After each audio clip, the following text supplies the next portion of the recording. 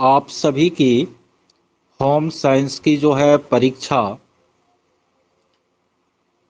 कब होने वाली है? 14 को या 15 को?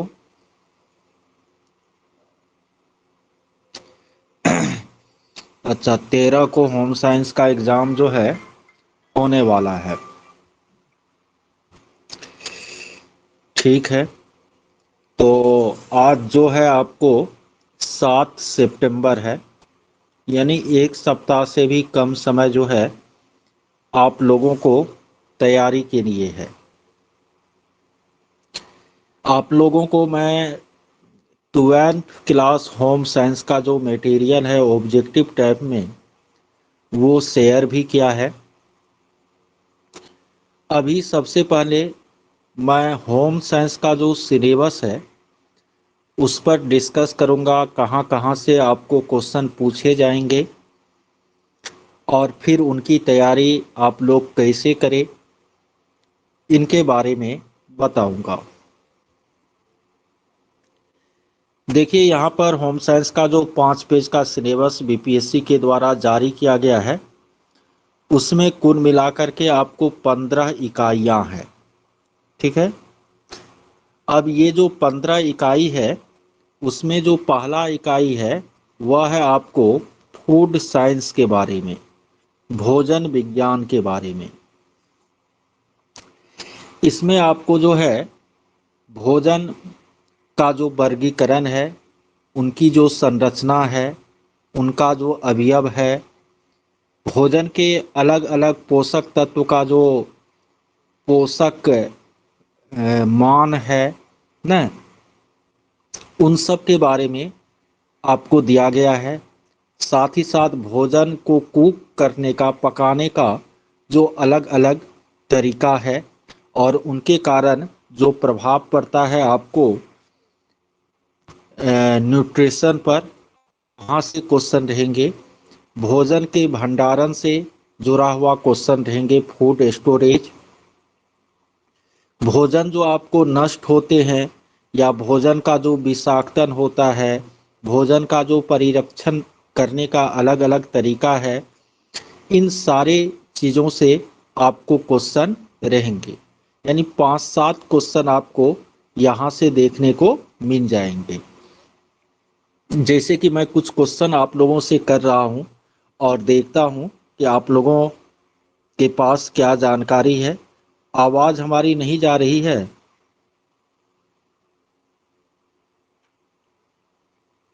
आवाज़ जा रही है हमारी? आ रही है, ठीक है। तो इसका मतलब है कि आप लोगों का नेटवर्क जो है वीक होगा। बाद में रिकॉर्डिंग भी आपको अवेलेबल रहेगा।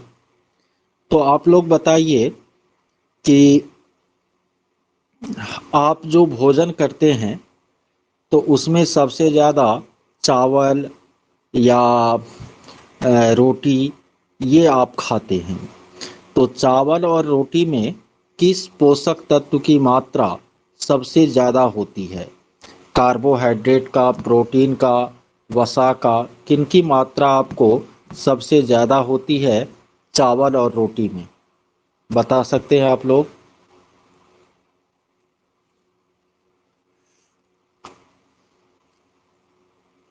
देखिए, चावल और रोटी में कार्बोहाइड्रेट की मात्रा सबसे ज़्यादा होती है।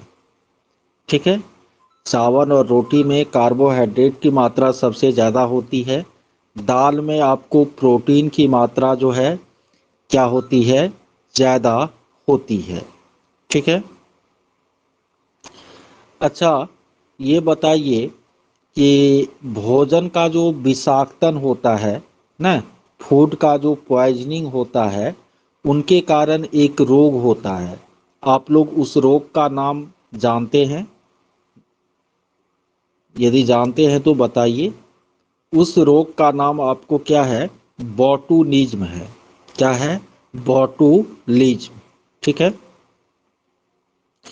अच्छा ये बताइए कि सब्जी सब जो है आपको काट कर धोना चाहिए या धो करके काटना चाहिए? बिल्कुल, धो करके काटना चाहिए। तो मैंने ये 2-3 क्वेश्चन मैं अभी बोला, कॉमन क्वेश्चन, इस टाइप का क्वेश्चन आपको इस इकाई से रहेंगे। उसके बाद जो दूसरी इकाई है वह है न्यूट्रिशन है, पोषण की प्रक्रिया। ये आपको साइंस का चैप्टर हो जाता है और इसमें जो है आपको जो न्यूट्रिएंट्स है ना, जैसे कार्बोहाइड्रेट, प्रोटीन, वसा, ठीक है, तो उसके बाद खनिज लवण, तो उन न्यूट्रिएंट्स की कितनी मात्रा में शरीर को ज़रूरत होती है, उनकी कमी से आपको कौन से रोग होते हैं, ठीक है, ये आपको इस इकाई में क्या करना है, पढ़ना है। तो इन दोनों ही इकाई के लिए, इकाई 1 और इकाई 2 के लिए मेरे पास आपको मटेरियल जो है कुछ बना हुआ है 1 और 2 के लिए। तो इसका मैं पीडीएफ बना करके आपको जो है आज ही शेयर कर दूंगा। तो ये दोनों यूनिट उससे जो है आपको कंप्लीट हो जाएगा। उन दोनों पीडीएफ को आप लोगों को क्या करना है, पढ़ लेना है। अब तीसरा जो यूनिट है और चौथा जो यूनिट है वो है चाइल्ड डेवलपमेंट का पार्ट 1 और पार्ट 2। तो चाइल्ड डेवलपमेंट, बाल विकास के बारे में आप लोग जो है सीटेट में पढ़े हुए हैं। पेडागोजी का हमने जो नोट्स दिया है उसमें चाइल्ड डेवलपमेंट के बारे में बातें दी गई है, ठीक है। तो ये दोनों चैप्टर का नोट हम पेडागोजी वाला जो 10 गो पीडीएफ आप लोगों को पढ़ने के लिए दिए हैं ना, 10 पीडीएफ जो हम पेडागोजी का आप लोगों को पढ़ने के लिए दिए हैं, उसी 10 पीडीएफ से ये दोनों चैप्टर भी आप लोगों का क्या हो जाएगा, क्लियर हो जाएगा। इसमें आपको बच्चों के विकास के बारे में, विकास के अलग अलग जो क्षेत्र हैं उनके बारे में, विकास पर आनुवंशिकता और वातावरण का जो प्रभाव पड़ता है उनके बारे में, या माँ का दूध बच्चों के लिए कितना ज़रूरी है उनके बारे में। उनके बाद बच्चों का जो अलग अलग तरह का डेवलपमेंट है, शारीरिक विकास है या मोटर डेवलपमेंट, गतिक विकास, या बच्चों के स्वास्थ्य का हमको देखभाल कैसे करना है, या बच्चों का जो इम्यूनाइजेशन होता है, प्रतिरक्षीकरण होता है, अलग अलग समय पर जो टीका सब लगाया जाता है, ये सारी चीज़ें आपको यूनिट 3 और 4 में पढ़नी है, ठीक है। तो पीडीएफ जो हम दिए हुए हैं आपको चाइल्ड डेवलपमेंट का, उनमें यह क्या है आपको अंतर्निहित है। उनके बाद जो है आप लोगों को डाइट जो है ना, किस उम्र के लोगों को क्या डाइट देना चाहिए, किस तरह का डाइट लेना चाहिए ना, उनके न्यूट्रिएंट्स वैल्यू का कैसे ध्यान रखा जाए ना, ये आपको यूनिट 5 और यूनिट 6 में पढ़ना है। उसके बाद यूनिट 7 और यूनिट 8 में आपको फैमिली रिसोर्स मैनेजमेंट, यानी परिवार में आप जो है अलग अलग चीज़ों का मैनेजमेंट कैसे करेंगे, ठीक है, जैसे भोजन का मैनेजमेंट कैसे करेंगे, डिसीजन मेकिंग यानी निर्णय लेने में आप किस तरह की प्रक्रियाओं को अपनाएंगे, समय का प्रबंधन कैसे करेंगे, पैसा का प्रबंधन कैसे करेंगे, घर की आंतरिक सज्जा इंटीरियर डेकोरेशन कैसे करेंगे ना, एनर्जी का जो मैनेजमेंट है ना, वो आप कैसे करेंगे। तो ये सारी बातें आपको यूनिट 7 और यूनिट 8 में दी गई है। यूनिट 9 में आपको क्लॉथिंग एंड टेक्सटाइल यानी वस्त्र और परिधान के बारे में आपको क्या करना है, पढ़ना है। फिर यूनिट 10 और यूनिट 11 जो है ये आपको किससे जुड़ा हुआ है, तो चाइल्ड साइकोलॉजी, जिसका नोट हम पीडीएफ के रूप में दिए हैं, किसके लिए, सीडीपी के लिए। तो चाइल्ड साइकोलॉजी का आपको यूनिट 11, यूनिट 10 और यूनिट 12, जिसमें कि आपको एक्सटेंशन एजुकेशन, व्यापक शिक्षा, और यूनिट 13, ये 4 गो चैप्टर जो है, आप पहले वाला जो 2 चैप्टर था चाइल्ड डेवलपमेंट वाला, वह 6 चैप्टर जो है आप लोगों को केवल बाल विकास का जो हम नोट दिए हैं उसी में वह क्या है, अंतर्निहित है। तो कुल मिलाकर जो सिलेबस मैं देख पा रहा हूँ किनका, होम साइंस का, तो इनके लिए आप लोगों को सलाह है, क्या सलाह है, तो यूनिट 1 से यूनिट 8 तक का जो हम ऑब्जेक्टिव वाला पीडीएफ दिए हैं उनको आप लोग बहुत गहराई से पढ़िए, क्योंकि वह आपको पेडागोजी में भी काम करेगा। और सीडीपी वाला एक कैप्सूल नोट जो है ना, ये आपको, ठीक है, बहुत गहराई से पढ़ना है, क्योंकि ये आपको पेडागोजी का जो 30 क्वेश्चन है वो, और इधर जो आपको चाइल्ड डेवलपमेंट और चाइल्ड साइकोलॉजी का और एक्सटेंशन एजुकेशन वाला जो चैप्टर है वो, यानी कुल मिलाकर वो 10 पीडीएफ से आपको 60 से 70 क्वेश्चन रहेंगे। उन 10 पीडीएफ को आपको बहुत गंभीरता से क्या करनी है, पढ़नी है। इनके बाद आपको जो है 12th क्लास का जो ऑब्जेक्टिव वाला नोट दिए हैं ना, उसको यदि आप पढ़ लेते हैं और ये 10 पीडीएफ को पढ़ लेते हैं, 10 एक 11 हो गया, तो ये 11 पीडीएफ को यदि आप बहुत गहराई से अध्ययन कर लेते हैं, ठीक है, तो मैं गारंटी देता हूँ कि 100 के आसपास क्वेश्चन आपको इतने से ही क्या होंगे, मिल जाएंगे। इनके अलावे यदि आप लोग एक्टिव रहेंगे, एक्टिव यदि आप लोग रहेंगे, तो मैं कुछ वस्तुनिष्ठ प्रश्न उत्तर का सेशन करा दूंगा। किसका, वस्तुनिष्ठ प्रश्नोत्तर का सेशन करा दूंगा। जैसे अभी 5 दिन आपको समय है ना, और 5 दिन जो समय है, तो 5 दिन में यदि 3 से 4 घंटे का भी ऑब्जेक्टिव क्वेश्चन का मैं सेशन आप लोगों को करवा दूंगा, तो निश्चित रूप से आप लोगों की तैयारी जो है और बहुत बूस्ट हो जाएगी। लेकिन इनके लिए आप लोगों को क्या होना होगा, एक्टिव होना होगा। जब भी मैं अपने मैंने समय दूंगा, तो उस समय में आप लोगों को क्लास में क्या होना होगा, उपस्थित होना होगा। जैसे रात में हम 7 बजे समय दिए, क्लास को हम ओपन किए, 5-7 मिनट तक हम बैठे रहे और कहीं किसी का अता पता नहीं था न, तो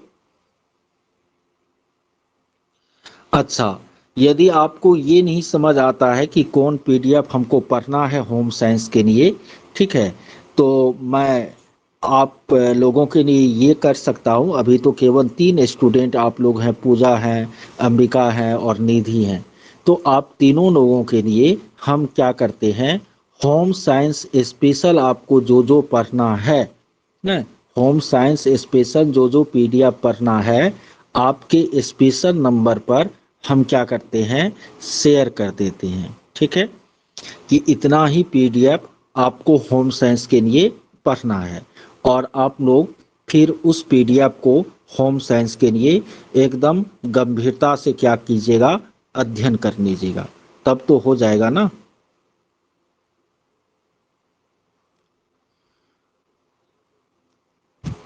ठीक है, और मैं वो पीडीएफ शेयर कर देता हूँ,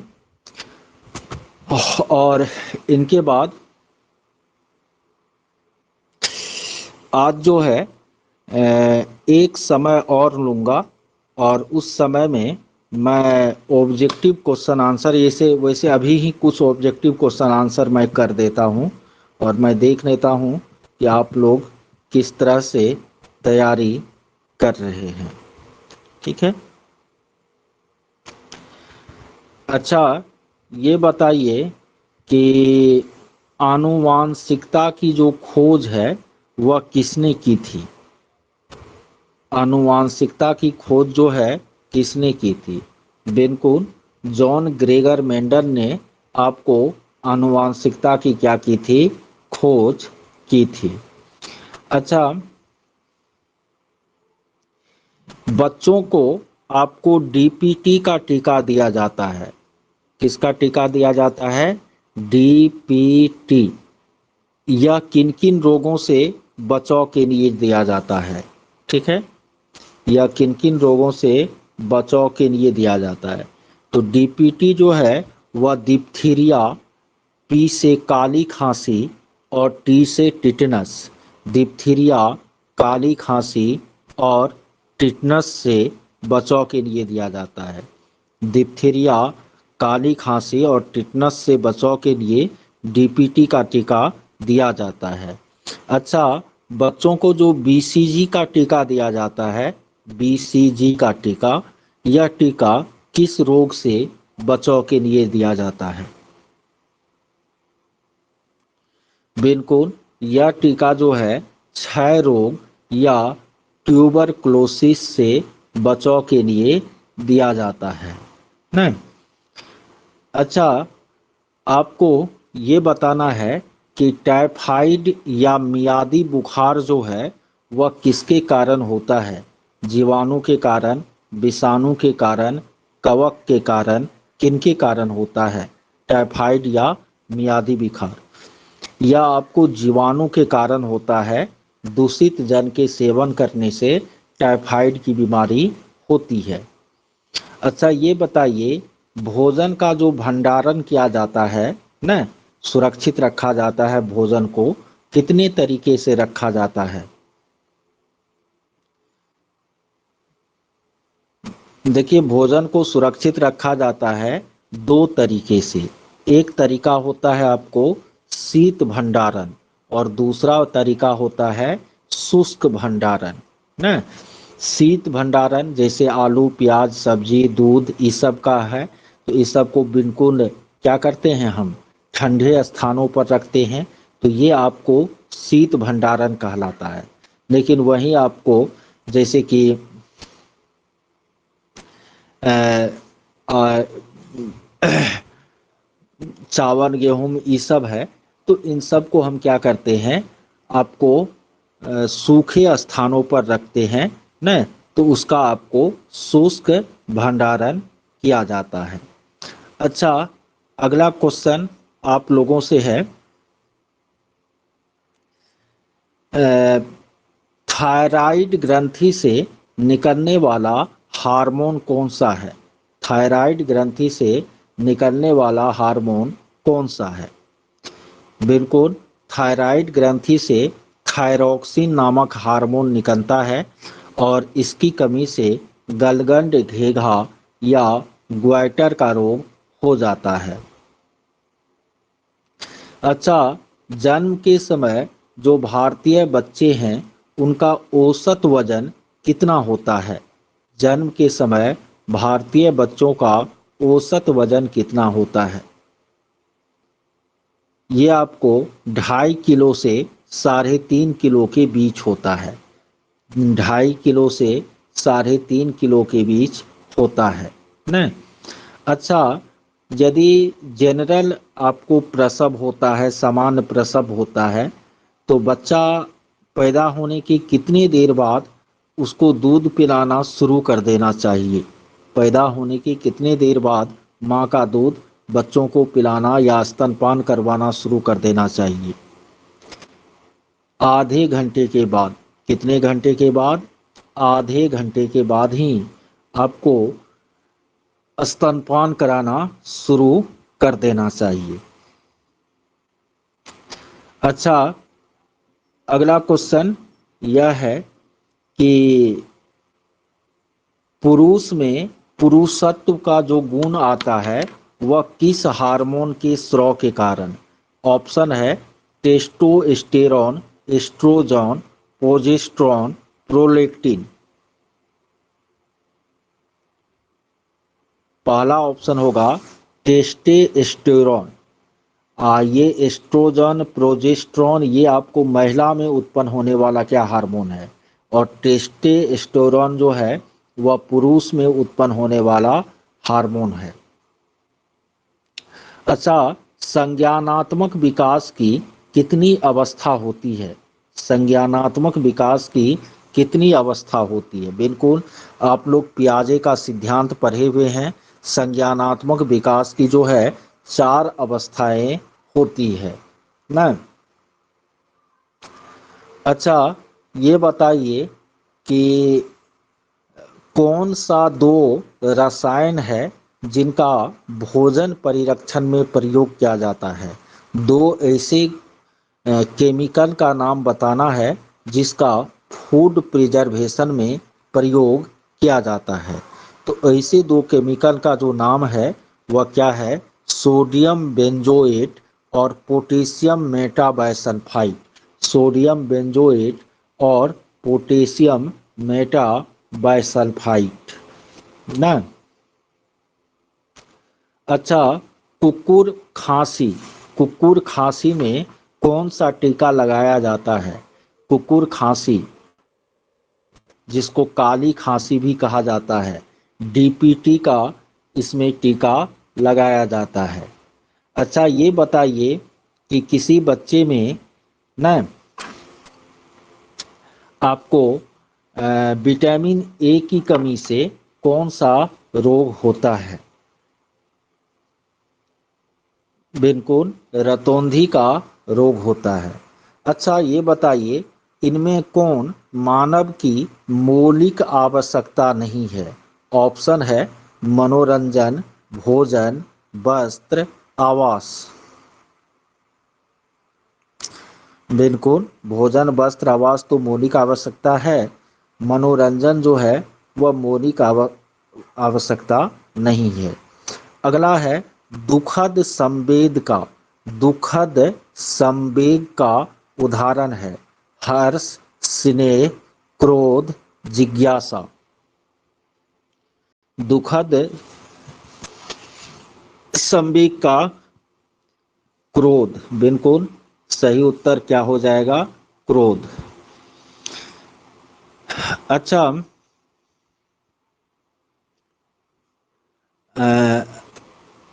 अगला प्रश्न है आप लोगों से कि किस आयु में आहार आयोजन की आवश्यकता नहीं होती है? फूड प्लानिंग का आवश्यकता किस उम्र में नहीं होता? नवजात शिशु, बच्चा, वयस्क, वृद्ध व्यक्ति। बिल्कुल, नवजात शिशु को केवल माँ का दूध पीना है तो वहाँ पर फूड प्लानिंग की कोई आवश्यकता नहीं होती है ना। अच्छा, ढोकला जो कि गुजरात में आपको खाया जाता है, ढोकला नींबू वाला चावल, तो ढोकला जो है किस विधि से पकाया जाता है? किण्वन से, सेक कर, वाष्पन, तल कर। ढोकला सेक कर पकाया जाता है। कैसे पकाया जाता है? सेक कर। अच्छा, यदि डिहाइड्रेशन बच्चे को हो जाए तो फिर हम, यानी निर्जलीकरण की समस्या हो जाए तो किस चीज का हम घोल पिलाते हैं? ORS का घोल पिलाते हैं। अच्छा, खाद्य अपमिश्रण निवारण अधिनियम, यानी भोजन पदार्थों में जैसे हल्दी में ईंटा का चूर्ण मिला देना, ये क्या है? खाद्य अपमिश्रण है। तो खाद्य अपमिश्रण निवारण अधिनियम कब बनकर कब लागू हुआ? खाद्य अपमिश्रण निवारण अधिनियम कब लागू हुआ? ये आपको 1954 में लागू हुआ। कब लागू हुआ? 1954 में। अच्छा, FPO, FPO का पूरा नाम क्या होता है? FPO का पूरा नाम क्या होता है? FPO, इसका पूरा नाम होता है फूड प्रोडक्ट ऑर्डर। क्या होता है? फूड प्रोडक्ट ऑर्डर ना। अच्छा, ये बताइए कि यदि कुल आय में कुल व्यय को घटा देंगे ना, कुल आय में कुल व्यय को घटा देंगे तो फिर हमें क्या प्राप्त होगा? जितना आमदनी है उसमें खर्च घटा देंगे तो बचत प्राप्त होगा। में लोग चार तरह की खाता खुलवाते हैं। एक होता है बचत खाता, एक होता है सावधि जमा खाता या अस्थाई जमा खाता, एक होता है आपको चालू जमा खाता, एक होता है आवर्ती जमा खाता, यानी saving account, current account, fix deposit recurring deposit, इसमें आपको किस खाते पर बैंक ब्याज नहीं देता है?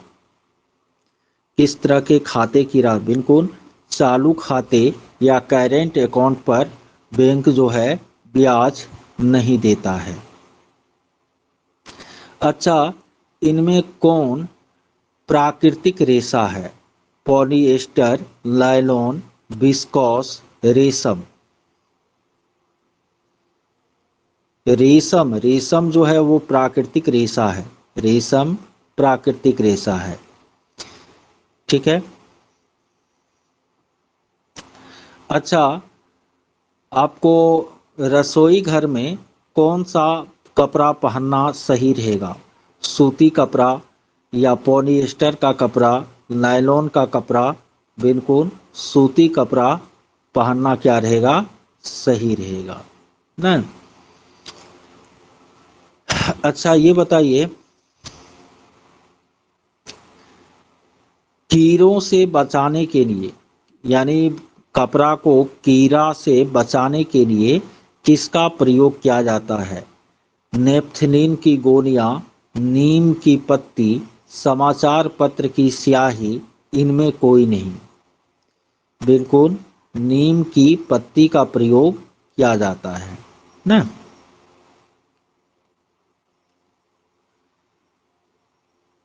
अच्छा,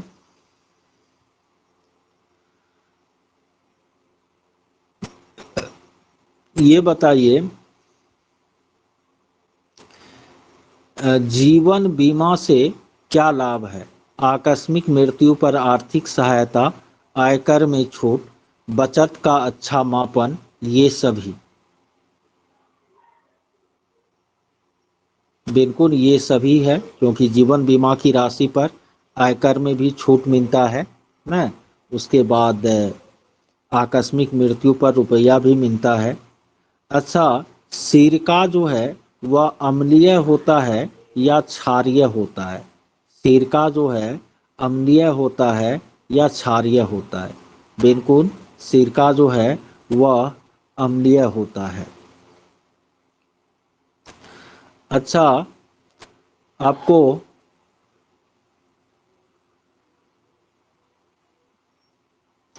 बताना है कि प्लास्टिक के द्वारा मुख्य रूप से किस तरह का प्रदूषण होता है? भूमि प्रदूषण, ध्वनि प्रदूषण, वायु प्रदूषण, जल प्रदूषण। भूमि प्रदूषण होता है। प्लास्टिक के द्वारा सामान्यतः कौन सा प्रदूषण होता है? भूमि प्रदूषण होता है। अच्छा, गर्भ में शिशु का जो विकास है वह कितने दिनों तक का होता है? 150 दिन, 280 दिन, 390 दिन, 460 दिन। बिल्कुल 280 दिन या 40 सप्ताह, 280 दिन या 40 सप्ताह या 9 महीना। 280 दिन, 40 सप्ताह या 9 महीना। अच्छा, मनुष्य में कितना जोड़ा गुणसूत्र होता है? मनुष्य में कितना जोड़ा गुणसूत्र होता है? बिल्कुल 23 जोड़ा या 46 गुणसूत्र मनुष्य में होते हैं। अच्छा, कौन सा हार्मोन हृदय की धड़कन को उत्तेजित करता है? Thyroxine, gastrin, glycogen, calcitonin. कौन सा हार्मोन हृदय की धड़कन को सुरक्षित रखता है? बिल्कुल थायरॉक्सिन हो जाएगा ना। अच्छा, इंसुलिन का जो स्राव होता है वह किस ग्रंथि से होता है? इंसुलिन का स्राव किस ग्रंथि से होता है? देखिए, इंसुलिन का स्राव अग्नाशय से होता है। कौन सा हार्मोन दूध जो है, यानी महिलाओं में दूध उत्पन्न करने को उत्तेजित करता है? कौन सा हार्मोन? इनका जो उत्तर होगा वो प्रोलैक्टिन हार्मोन हो जाएगा। कौन सा हार्मोन हो जाएगा? Prolactin hormone. तो लगभग आधे घंटे की हमने क्लास दी अभी, और सिलेबस के बारे में भी बताया। और ऑब्जेक्टिव क्वेश्चन आंसर भी किया। आप लोगों को कैसा लगा यह क्लास बताइए।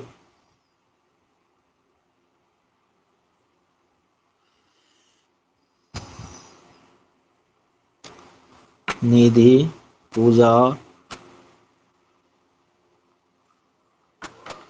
निधि को अच्छा लगा, अंबिका को भी अच्छा लगा। अब पूजा को लगता है बुरा लगा, क्योंकि पूजा कोई कमेंट नहीं कर रही है।